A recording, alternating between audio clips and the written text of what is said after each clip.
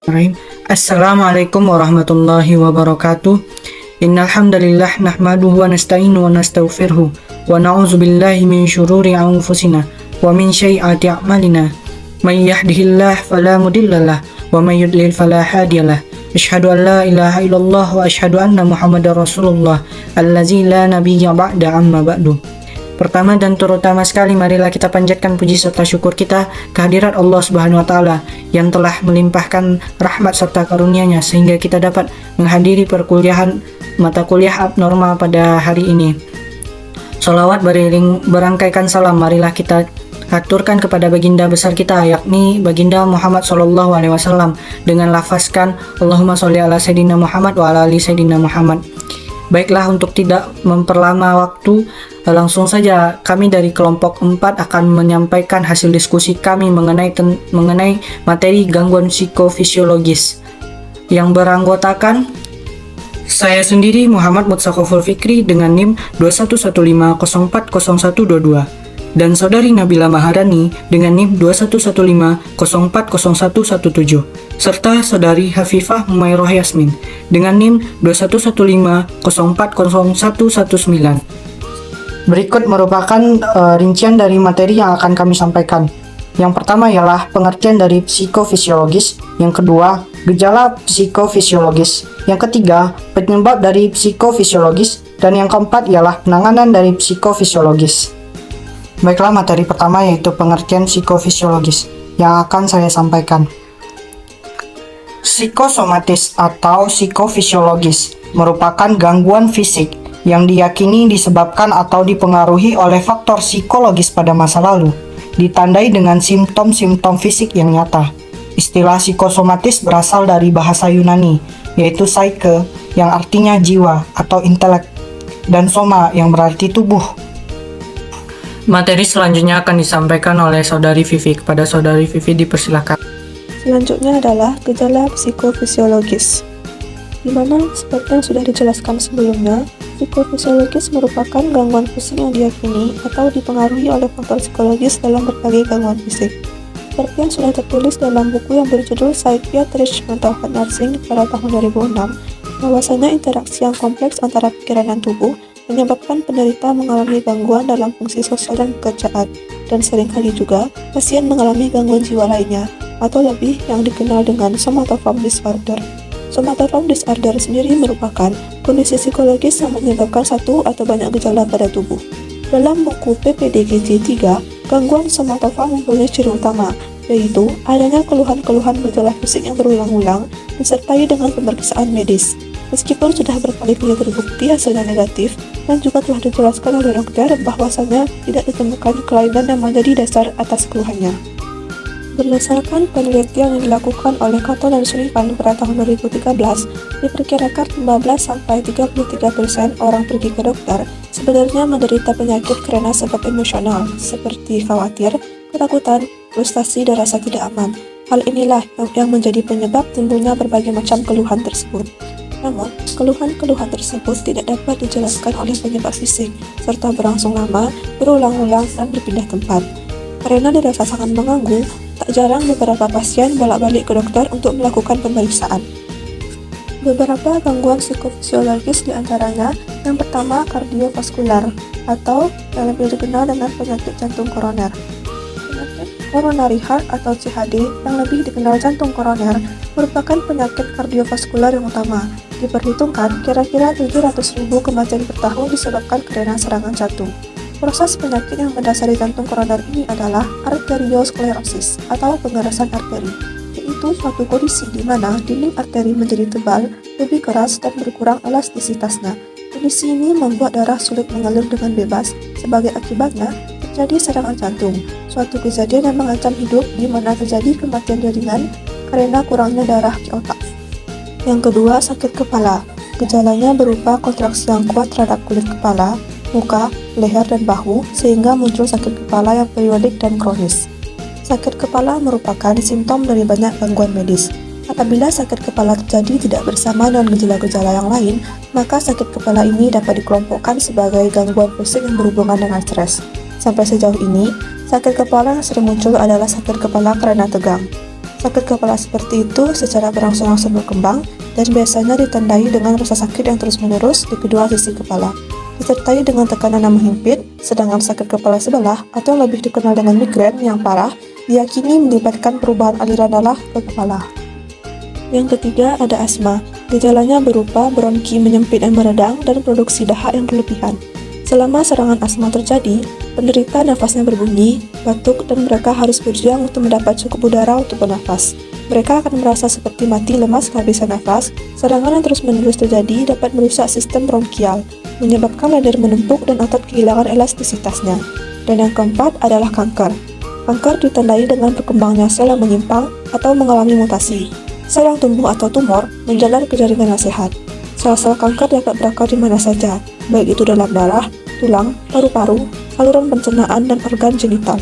Apabila sel ini tidak dapat diambil sejak dini, kanker akan berkembang atau membentuk koloni ke seluruh tubuh sehingga mengakibatkan kematian.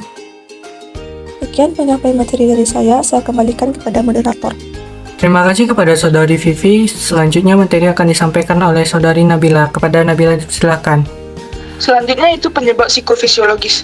Tidak ada penyebab tunggal untuk gangguan psikosomatik seperti kebanyakan kondisi kejiwaan. Gangguan adalah hasil akhir dari interaksi antara faktor genetik dan berbagai peristiwa dalam sejarah kehidupan dari individu. Ada beberapa faktor penyebab psikosomatis.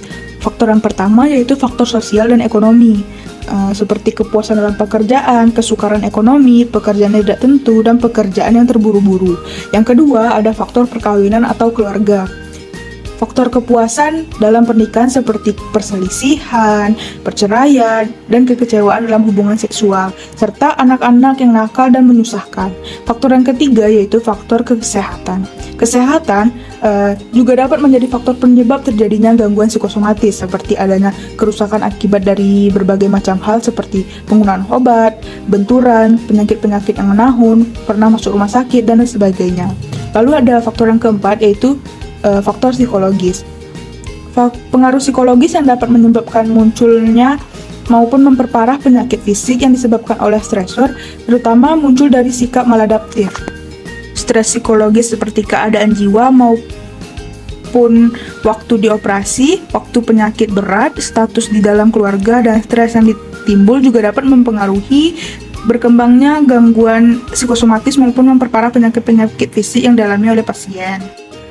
Tak hanya itu, ada pun salah satu faktor psikologis di sini yang menjadi penyebab utama terjadinya gangguan psikofisiologis ialah stres. Dalam psikologi, istilah stres itu mengacu pada tekanan atau permintaan yang ditempatkan pada organisme untuk beradaptasi atau menyesuaikan diri. Di dalam hidup, kita akan menemui situasi yang akan memicu stres. Stres dapat dialami oleh siapapun dan memiliki dampak negatif pada kehidupan kita apabila tidak menemukan penanganan yang tepat. Stres ini merupakan suatu respon seseorang terhadap kejadian yang mengancam atau menentang.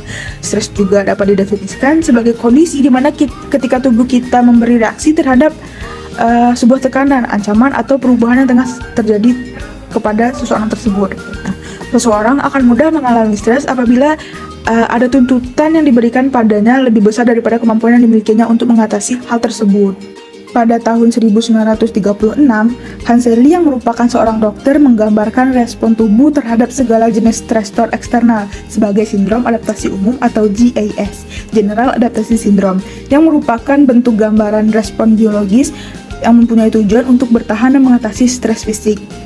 Hal ini terjadi dalam 3 fase. Fase yang pertama yaitu fase alarm, yaitu ketika tubuh kita menggerakkan sistem saraf simpatetik untuk menghadapi ancaman langsung. Ancaman ini dapat berbentuk apapun, misalnya seperti ketika kita melarikan diri dari seekor harimau di tengah hutan, terus ada deadline tugas.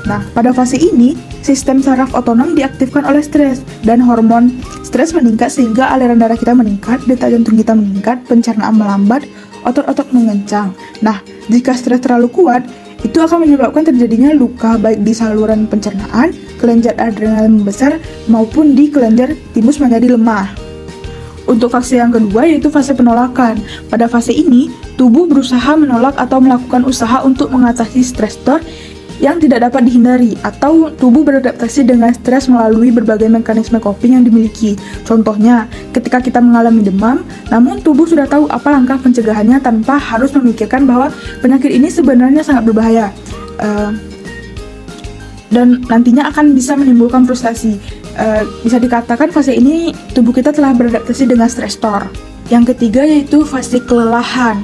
Nah, fase ini ketika kita mengalami stres yang berkelanjutan tanpa adanya penanganan atau coping. Hal itu akan mengakibatkan terkurasnya energi tubuh, dan jika stresor menetap, tubuh tidak dapat merespon secara efektif, maka terjadinya tahap kelelahan yang amat sangat terus-menerus. Otot-otot akan tegang dan dapat mengakibatkan sakit kepala. Begitu juga peningkatan tekanan darah dapat mengakibatkan tekanan darah tinggi kronis, dan organisme mati atau menderita kerusakan yang tidak dapat diperbaiki. Stresor adalah sumber stres. Stresor meliputi faktor-faktor psikologis seperti ujian sekolah, permasalahan dalam hubungan sosial, kematian orang yang dicintai, perceraian, lingkungan kerja yang terus-menerus tidak menyenangkan, dan lain sebagainya. Nah, ketika stres, otak kita akan mengirimkan sinyal-sinyal ke beberapa organ tubuh untuk mengeluarkan 3 jenis hormon, yaitu kortisol, adrenalin, sama norepinefrin. Nah, hormon-hormon ini akan memberikan efek ke beberapa organ tubuh agar bekerja lebih keras, lebih dari seperti biasanya. Misalnya, jantung kita berdebar lebih kencang, sakit perut, mual-mual, asam lambung kita naik, seolah tubuh kita ini bekerja dengan seaktif-aktifnya. Ketika stres ini berada di dalam jangka waktu yang lama, tubuh akan selalu aktif hingga pada akhirnya akan menyerah dan memungkinkan akan munculnya penyakit-penyakit yang belum pernah dirasakan sebelumnya, seperti tegangan otot, sakit kepala, dan berbagai reaksi lainnya. Nah, dari sakit tersebut akan mempengaruhi pikiran, dan pikiran akan mempengaruhi tubuh kita, sehingga tampak jelas adanya hubungan yang saling mempengaruhi, khususnya pikiran dengan tubuh. Nah, ketika seseorang memiliki banyak pikiran, stres, tegang, mendapati tekanan, takut, khawatir, dan cemas, maka ada beberapa reaksi yang akan muncul akibat kecemasan tersebut dalam anggota tubuh kita. Misalnya, seperti sakit perut, mual-mual, jantung berdebar-debar, sakit kepala, asam lambung naik, dan lain sebagainya. Selanjutnya, materi tentang penanganan psikofisiologis yang akan saya sampaikan sendiri. Pengobatan gangguan psikosomatik pada dasarnya harus dilakukan dengan beberapa cara, dengan mempertimbangkan pengobatan somatis, atau yang berorientasi pada organ tubuh yang mengalami gangguan, serta pengobatan secara psikologis atau kita kenal dengan psikoterapi dan sosioterapi, serta psikofarmakoterapi atau penggunaan obat-obatan yang berhubungan dengan psikologi. Metode mana yang kemudian dipilih oleh dokter sangat tergantung pada jenis kasus dan faktor-faktor yang terkait dengannya. Pada kasus tahap awal, biasanya pengobatan hanya ditujukan kepada faktor somatis atau fisik. Hal ini dapat menyebabkan penyakit timbul kembali, dan yang lebih parah akan menurunkan kepercayaan pasien akan kemungkinan penyakitnya sembuh, yang sebenarnya akan memperparah kelainan psikosomatiknya sendiri. Akan tetapi, memang agak sulit untuk membedakannya dengan gangguan psikosomatis sehingga baru dapat dibedakan bila kejadiannya telah berulang. Disinilah perlunya psikoterapi sebagai pendamping terapi psikosomatik. Beberapa pengobatan gangguan psikosomatik yang mungkin dilakukan oleh psikiater adalah: yang pertama, psikoterapi. Jenis pengobatan psikoterapi yang umumnya dilakukan berupa terapi perilaku kognitif. Pengobatan ini bertujuan untuk melatih respon mental seseorang terhadap situasi yang berat. Hal ini akan sangat bermanfaat untuk mengurangi keluhan fisik yang dialami oleh orang dengan gangguan psikosomatik. Yang kedua, hipnoterapi. Hipnoterapi bisa dilakukan berdampingan dengan psikoterapi dan efektif untuk mengatasi stres serta kecemasan. Hipnosis pada terapi ini dapat membuat seseorang mampu mengeksplorasi pikiran, perasaan, dan ingatan menyakitkan yang tersembunyi di pikiran bawah sadarnya. Dengan ditemukannya luka terpendam ini, psikiater jadi bisa membantu pasien mengolah dan menanggapi luka tersebut, sehingga tidak berkembang menjadi stres yang memicu gangguan psikosomatik. Yang ketiga, obat-obatan. Obat-obatan biasanya digunakan untuk gangguan mental yang menyebabkan gejala psikosomatik. Psikiater umumnya meresepkan obat antidepresan yang dapat mengurangi gejala fisik atau nyeri yang berhubungan dengan depresi dan gangguan psikosomatik. Selain cara-cara di atas, psikiater mungkin juga akan melatih pasien mengenai cara mengelola stres dengan baik. Tujuannya adalah agar pasien bisa mencegah atau meredakan gejala psikosomatik ketika sedang dilanda stres. Walaupun berasal dari pikiran, gangguan psikosomatik tidak boleh disepelekan dan harus diatasi agar tidak mengganggu kehidupan sehari-hari. Jika Anda mengalami keluhan saat berada di bawah tekanan atau kondisi yang tidak menyenangkan, berkonsultasilah dengan psikiater untuk mendapatkan pemeriksaan dan penanganan yang tepat. Maka hanya itu yang dapat kami sampaikan dari kelompok 4. Sekian, terima kasih. Assalamualaikum warahmatullahi wabarakatuh.